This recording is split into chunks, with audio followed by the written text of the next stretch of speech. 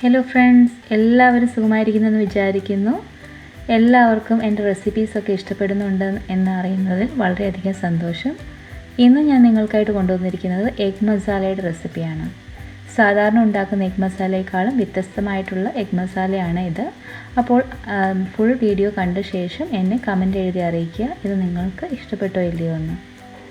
അതുപോലെ തന്നെ ആദ്യമായിട്ടാണ് ഈ ചാനൽ കാണുന്നതെങ്കിൽ സബ്സ്ക്രൈബ് ചെയ്യുക. അതുപോലെ തന്നെ ബെൽ ഐക്കൺ കൂടി ക്ലിക്ക് ചെയ്യുക. അപ്പോൾ നമുക്ക് എങ്ങനെയാണ് ഈ എഗ് മസാല തയ്യാറാക്കുന്നതെന്ന് നോക്കാം. ആദ്യമായിട്ട് ചൂടായ പാനിലേക്ക് 2 ടേബിൾ സ്പൂണോളം എണ്ണ ഒഴിച്ചു കൊടുത്തു. അതിലേക്ക് 1 ടീസ്പൂൺ ജീരകം ഇട്ട് കൊടുത്തു. ഇവിടെ ഞാൻ ഒരു ചെറിയ കഷ്ണം കറുവാപ്പട്ടയാണ് എടുത്തിരിക്കുന്നത്. അത് 2ആയി മുറിച്ചത് ഇട്ട് കൊടുക്കാം.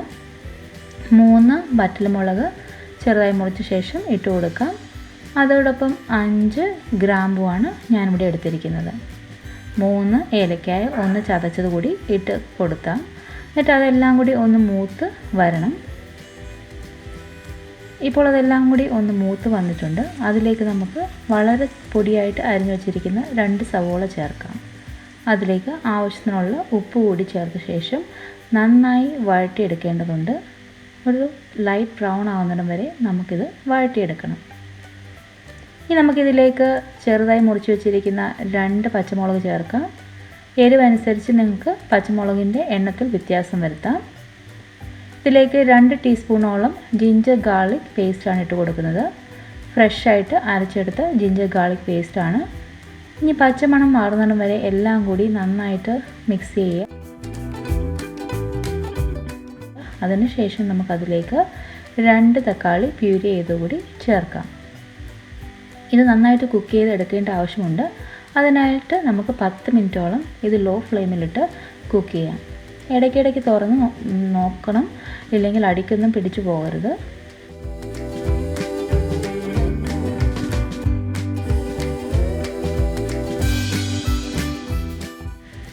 ഇത് വേകുന്ന സമയം കൊണ്ട് നമുക്ക് മുട്ട ഫ്രൈ ചെയ്തെടുക്കാം. അതിനായിട്ട് 1/2 ടീസ്പൂണോളം കാശ്മീരി മുളക് പൊടി, 1/4 ടീസ്പൂൺ മഞ്ഞൾപ്പൊടി, അതോടൊപ്പം തന്നെ ആവശ്യത്തിന് ഉപ്പും ചേർത്ത് നന്നായിട്ട് ഇളക്കി എടുക്കുക.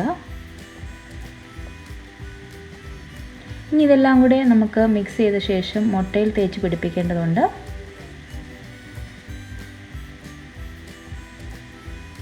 ഞാനിവിടെ മുട്ട വരഞ്ഞൊന്നും കൊടുത്തിട്ടില്ല, മുട്ട ഫുള്ളായിട്ട് തന്നെയാണ് ഇരിക്കുന്നത്. ഇനി നമുക്കിത് കുറച്ച് ഓയിലിൽ ഫ്രൈ ചെയ്തെടുക്കണം.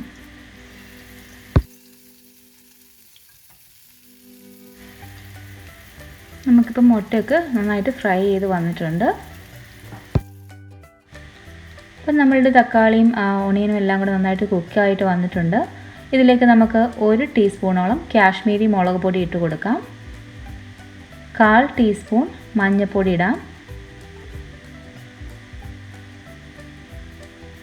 അതോടൊപ്പം 1 ടീസ്പൂണോളം മല്ലിപ്പൊടി കൂടി നമുക്ക് ഇട്ട് കൊടുക്കാം. ഇതിലേക്ക് കുറച്ച് ജീരകപ്പൊടി ചേർക്കാം. 1/2 ടീസ്പൂണോളം ജീരകപ്പൊടിയാണ് ഞാനിവിടെ ഉപയോഗിക്കുന്നത്. എന്നിട്ട് എല്ലാം കൂടി നന്നായിട്ട് മിക്സ് ചെയ്ത് ആ പച്ചമണം പോകുന്നിടം വരെ വഴറ്റിയെടുക്കേണ്ടതുണ്ട്.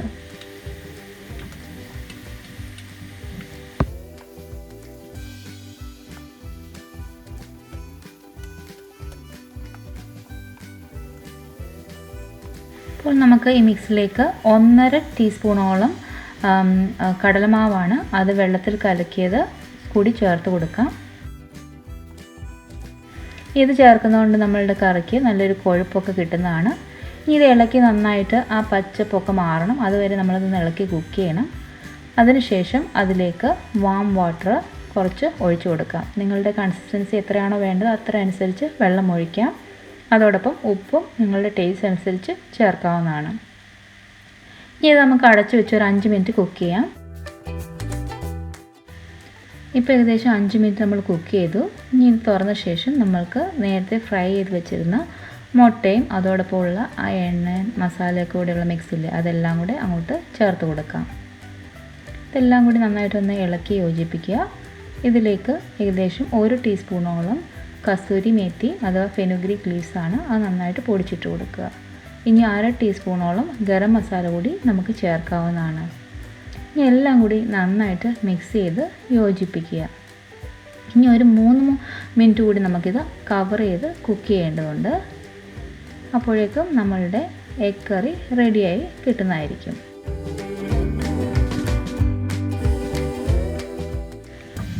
ഇപ്പോൾ നമ്മളുടെ എഗ് കറിയൊക്കെ റെഡി ആയിട്ടുണ്ട്. നമുക്കിന്ന് ഇളക്കി നോക്കാം. അതിനുശേഷം അതിലേക്ക് കുറച്ച് മല്ലിയില കൂടി ചേർത്ത് കൊടുക്കാം.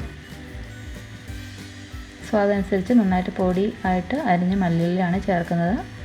അപ്പോൾ നോക്കൂ, നമ്മളുടെ എഗ് മസാല റെഡി ആയിട്ടുണ്ട്. വളരെയധികം ടേസ്റ്റിയാണ്. എല്ലാവരും ട്രൈ ചെയ്ത് നോക്കുക. നമുക്കിതൊരു സെർവിങ് ഡിഷിലേക്ക് മാറ്റാവുന്നതാണ്. ഇപ്പോൾ നാനിനും അപ്പത്തിനും കൂടെയും ഒക്കെ കഴിക്കാം. ചപ്പാത്തിക്കൊക്കെ നന്നായിട്ട് പോകുന്ന ഒരു കോമ്പിനേഷനാണ് ഈ എഗ് മസാല.